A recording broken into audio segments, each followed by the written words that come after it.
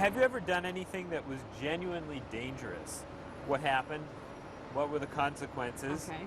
And how did you feel about it? Was it a positive or a negative experience? I did do something that was genuinely dangerous once. I look back at it and I think, yeah, I could have died, but the experience was incredible. My husband and I, just before we got married, went to Hawaii. And we rented a car and we went out into this area where the volcano had taken out a whole neighborhood. So we hiked out there at night. There's no lights, it's just black, to the edge of this cliff and watched. It was incredible. Watched the lava just coming out. But we're standing on a cliff that's made of lava. And lava's very unstable and there's no warning. It breaks off, it falls into the ocean. It felt like we were close. You could see the smoke, the sulfur was coming towards us, but the ocean the waves kind of pushed everything up, so it didn't really hit us. I kept hearing popping noises. I was getting nervous. My husband was definitely nervous. That's probably the most dangerous thing I've ever done. But it was incredible experience. Well, I went skydiving a few years ago. I actually did not think it was insane.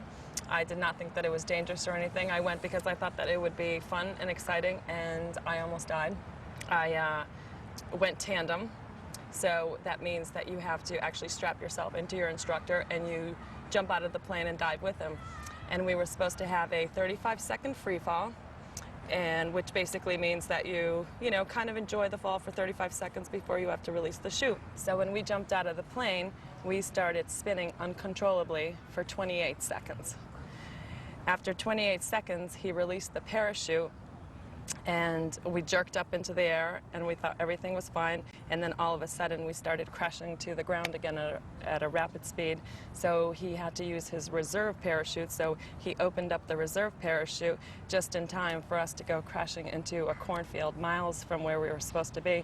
When I finally came to, I didn't pass out or anything, but I think I was just stricken with shock.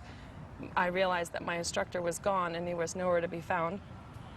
So I had to find my way out of the cornfield. It felt like it took hours. I don't actually know how long I was in there for. But when I finally found my way out, a Jeep came and found me, and it ended up being people from the skydiving school. I was on the subway. I was in the subway, and I had picked up my money from work. And so I had my money in a little envelope, and I was walking down on the tracks, and and a gush of wind came, and it threw my envelope into the train tracks. So, against my complete better judgment, it was a horrible idea, but I jumped down on the tracks, got the envelope, and then had two men pull me up before the train got here. It's a bad mistake. Never do it again, but I got my $60, so I don't know. And what I learned was to stuff my money deep in my bag as opposed to right outside of my bag so I could fall out. But I'm safe. It worked out.